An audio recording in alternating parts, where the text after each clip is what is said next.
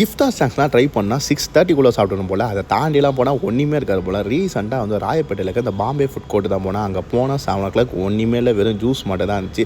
சரி ராயப்பேட்டையில் தான் சுற்றுறோம், ஏதாவது பீஃபை சாப்பிட்லான்னு தேடி பார்க்கும்போது அந்த கபாப் சென்டர் சூஸ் பண்ணேன். ஏன் இந்த கடையை நான் சூஸ் பண்ணேன்னா, 1 வீக் பிஃபோர் இந்த ராயப்பேட்டையை நான் சுற்றிட்டு இருக்கும்போது இந்த கடையில் செம்ம க்ரௌடாக இருந்துச்சு. நைட்டு 10 மணிக்கு. சரி அதான் இப்போ வந்துட்டு இங்கே வந்து இடியாப்பை விற்று தவா கறி தான் வேணாம். ஃபஸ்ட்டு பைட் எடுத்து சாப்பிட்டேன், டேஸ்ட் கொஞ்சம் ஆவரேஜ். ஆனால் நெக்ஸ்ட்டு சாப்பிட்டு இந்த ஷீக்கு மாயோடலாம் டிப் பண்ணி சாப்பிட்டேன், டேஸ்ட்டு தட்டி தூக்கிடுச்சு.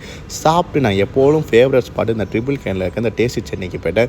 இங்கே உங்கள்கிட்ட ஷீக்கும் பாலும் வேறு லெவல் டேஸ்ட்டாக இருக்கும். சரி எப்போவுமே நான் இங்கே தான் ட்ரை பண்ணுவேன். அதனால் இங்கே உங்கள்கிட்ட ஷீக்கும் பாலும் வாங்கிட்டேன். ஃபஸ்ட்டு பால் தான் நல்லா பீசஸாக நல்லா கட் பண்ணி நல்லா ஈட் பண்ணி கொடுத்தாங்க. சாப்பிட்ற டேஸ்ட் நல்லா இருந்துச்சு. நெக்ஸ்ட் உங்களோட ஷீக்கு சொல்லியே ஆகணும், நல்லா முருவலாக போட்டு கொடுப்பாங்க.